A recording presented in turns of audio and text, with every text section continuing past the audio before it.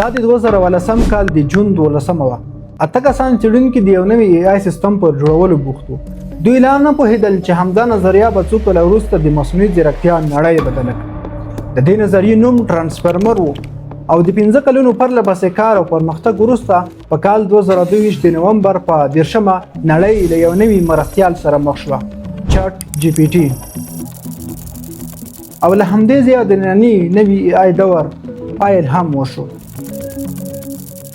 او ته چې نن چټ جی پی ټي، جیمینای یا نور AI ټولز کاروي، د هغو کیسه هم له همدې ځایه پیل کیږي. خو دلته یوه ډیره مهمه خبره ده. که ته اوس هم فکر کوي چې AI یوازې د انجینرانو، پوهو خلکو یا هم د لویو کمپنیو لپاره ده، نو دا فکر د لږ بدل کړه. ځکه چې AI نن سبا یو داسې ټکنالوژي ده چې یو عادي انسان هم د خپل کار، زده کړې، کاروبار او د ورځني ژوند اسانتیا لپاره کارولی شي.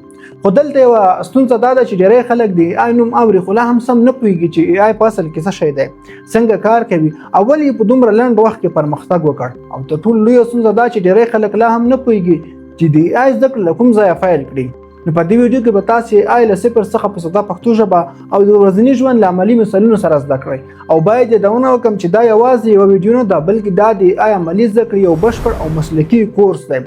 زما هدف دا نه دی چې تاسو صرف د AI تعریف وکړم.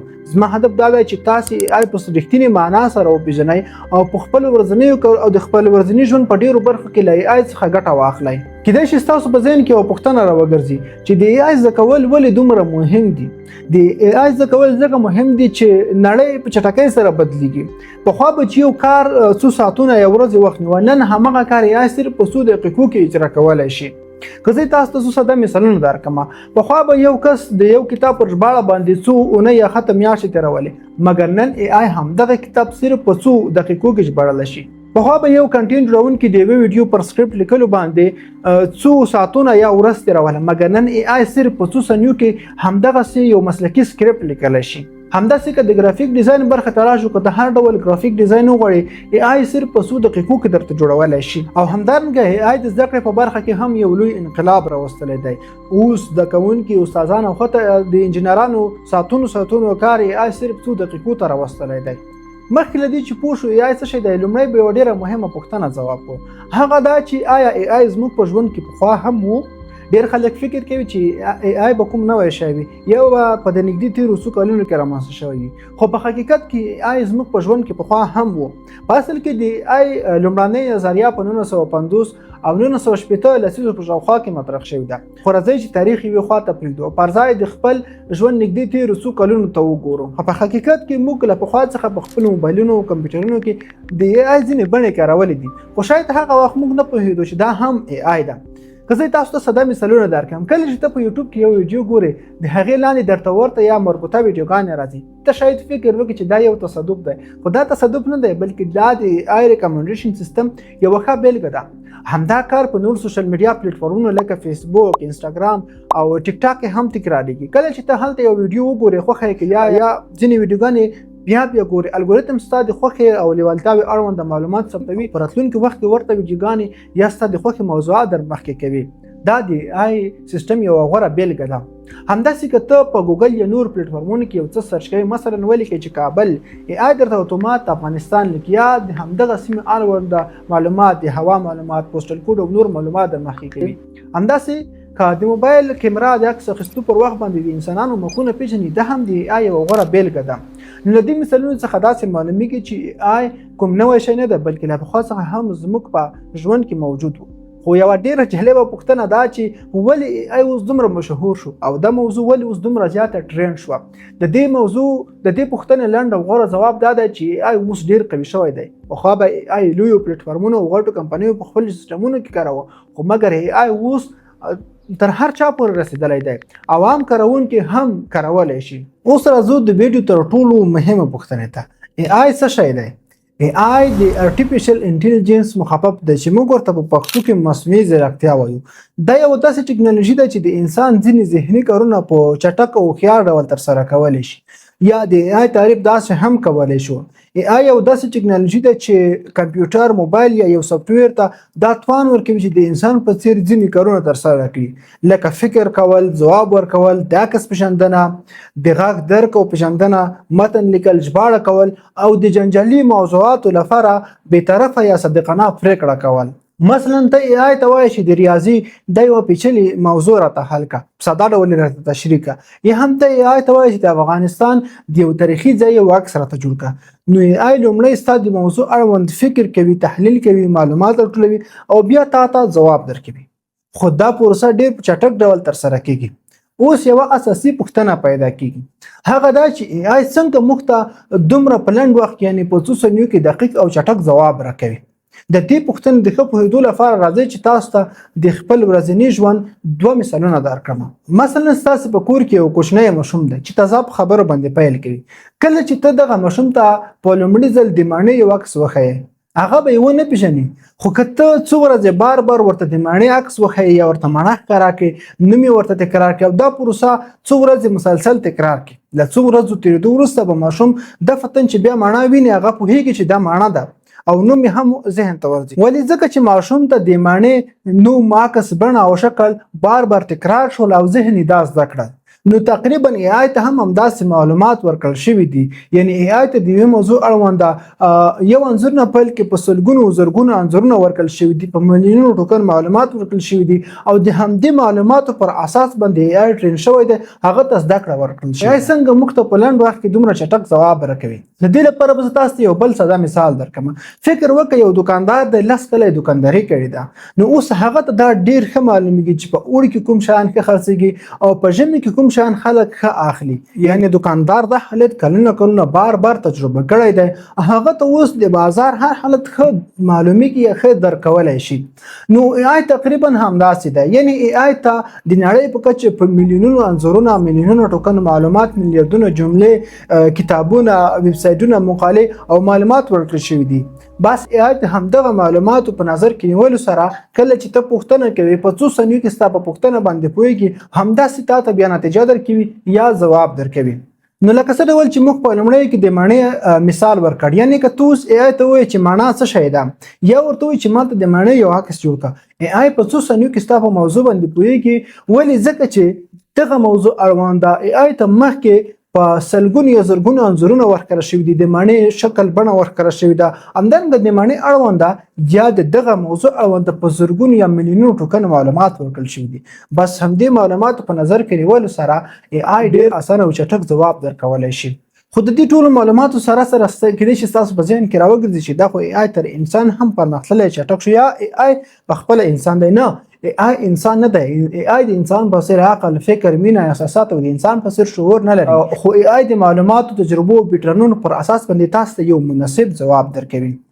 اوس به راشو دې ته چې AI کوم کارونه کولی شي. AI د ځینو ساده کارونو ترڅنګ ځینې سخت او پیچلي پرمختللي کارونه هم کولی شي. ساده کارونه لکه د پوښتنو ځواب کول، د موبایل، کمپیوټر یعنی ټکنالوژي موضوعاتو او مشکلاتو حل، همدارنګه د متن، پیغام، ایمیل یا سکرپټ لیکل او د اوږد متن یا مقالو خلاصه کول، همداسې د زده کړې په برخه کې د موضوعاتو تعشیري تفصیل، همدارنګه د پوښتنو ځواب کول او پوښتنې جوړول او داسې نور برخو کې له تاسو سره ډېره ښه مرسته کولی شي.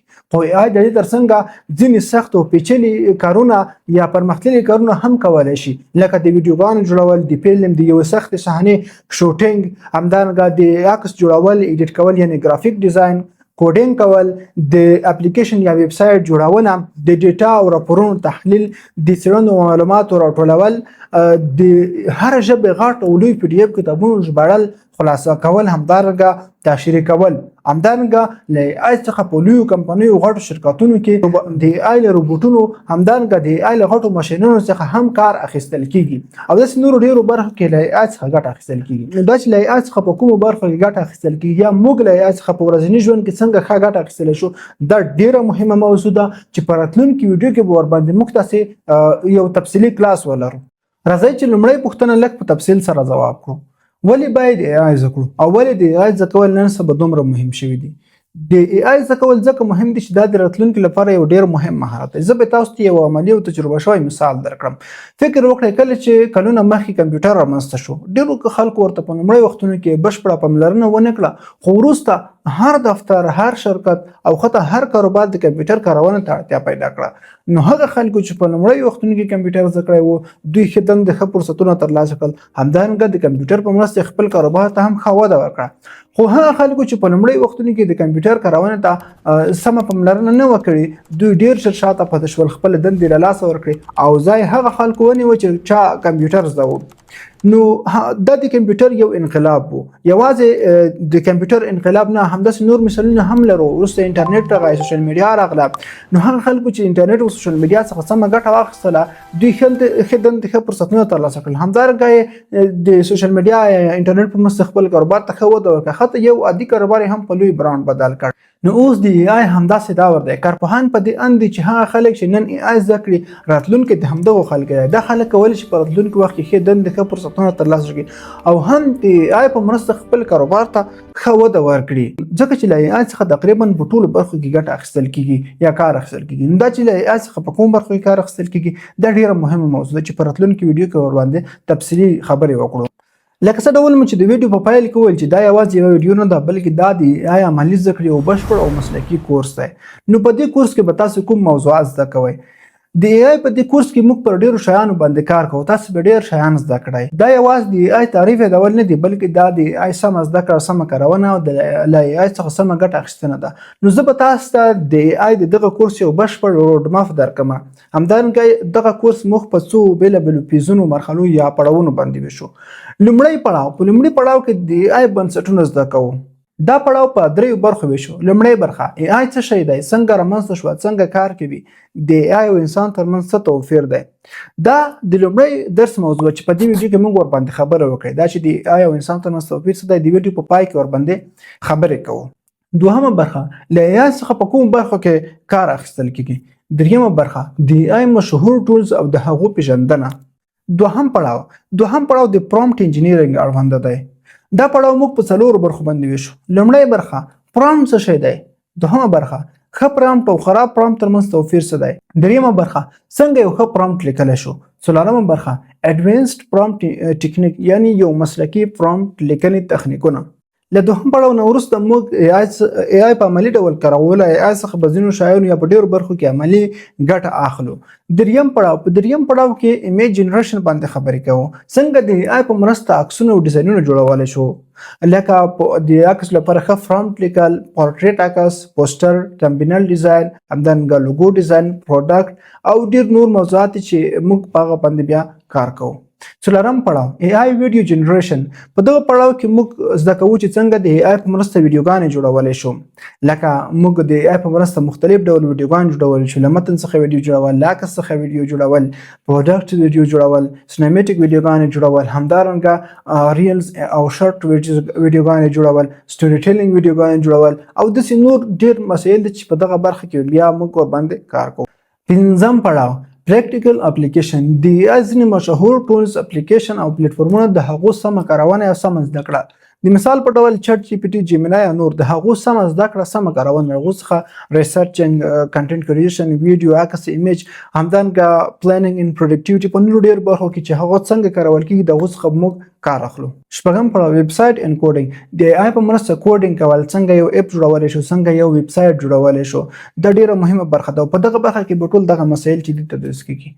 اووم پړاو کې موږ بزنس مونټایزیشن باندې کار کوو، یعنی د ای آی په مرسته انلاین عاید ترلاسه کول، انټرنیټ او نورو څخه پیسې ګټل. په دغه برخه کې ډیر مهم مسایل راځي چې دغه ټول مسایل به موږ بیا په دغه برخه کې تدریس کوو. اتم پړاو کې ایډوانسډ ای آی باندې کار کوو، یعنی مسلکي پرمختللي ای آی ځینې فیچرونه لکه کاسټم جی پی ټي جوړول، ای آی ایجنټ اټومیشن او نور ډیر مهم مسایل دغه په تدریس کیږي. نو دا د ای آی د کورس یو بشپړ روډ میپ. نو الله تعالی دې ماته توفیق راکړي چې دا ټول مسایل تاسو ته په ښه ډول تدریس کوم او تاسو ډیر څه ترې زده کړئ. یوه ډیره مهمه یادونه، د ای آی او انسان ترمنځ توپیر څه دی. ګورئ، ای آی انسان نه دی او د انسان پسې عقل، فکر، مینه، احساسات او د انسان پسې شعور نه لري، خو ای آی د معلوماتو، تجربو، پیټرنونو پر اساس باندې تر ټولو مناسب ځواب پیدا کوي. همدارنګه ای آی جادو نه ده او نه هم کوم داسې څه چې په اوس وخت کې د انسان بشپړ ځای نیولی شي. په حقیقت کې AI د انسان لپاره اسانه چټک او ځواکمنه مرستندویه وسیله ده داسې وسیله چې موږ د ژوند په ډیرو برخو کې کارولای شو نو دغه وسیلې څخه موږ باید په هوښیارۍ او سم ځای کې کار وکړو نه دا چې د هر کار لپاره ور باندې بشپړه تکیه وکړو همدارنګه داسې هم باید ونه کړو چې هم زموږ هم د نورو وخت ضایع کړي که په لنډ ډول ووایو AI یوه وسیله ده او د دې وسیلې لارښوونکی انسان دی نو دا زموږ د AI عملي زده کړې لومړی درس و په دې درس کې موږ زده کړل چې AI څه شی دی څنګه رامنځته شو څنګه کار کوي همدارنګه د AI او انسان ترمنځ څه توپیر دی تر ټولو مهمه دا چې د AI د راتلونکي کورس لپاره مې یو بشپړ مسلکي روډ مپ تاسو ته درکړ وروسته یو ډېر مهم پیغام هغه دا چې هیله ده زموږ د ټولې ویډیوګانې په یوټیوب کې په انلاین ډول وګورئ زما هدف دا نه دی که تاسو انلاین وګورئ زه به ډېر پیسې وګټم یا باید رسید هم هېڅ هدف هم نه دی هدف مې دغه دی که چېرته تاسو دغه ویډیوګانې په یوټیوب کې په انلاین ډول وګورئ تاسو یو ته یو لایک ورکړئ یو کمنټ وکړئ یعنې په عموم کې د ویډیو واچ ټایم زیاتېږي کله چې واچ ټایم زیات شي د ویډیو تر نورو خلکو پورې هم رسېږي خو که تاسو داسې کار کوئ چې ویډیو ته داخل شئ ډاونلوډ روان کړئ بیا د ویډیو څخه ووځئ نو الګوریتم دا فکر کوي چې په دې ویډیو کې دننه هېڅ هم نشته ویډیو ډاون کوي تر ډېرو خلکو نه پورې نه رسېږي هدف مې دغه دی چې ما خو ویډیو درته اپلوډ کړم مخکې وړل یې او تر نورو خلکو پر رسول او مرسته کول د ستاسو کار دی نو هیله د ویډیوګانې په انلاین ډول درسره وګورئ او ډاونلوډ کوئ مه نو که تاسو هم غواړئ چې دغه کورس له اول نه تر اخره پورې بشپړ ډول وګورئ هیله ده زموږ چینل سبسکرایب کړئ موږ په سوشل میډیا هم در سره فالو کړئ همدارنګه د ویډیو له مخکې له نورو ملګرو سره هم شریکه کړئ مننه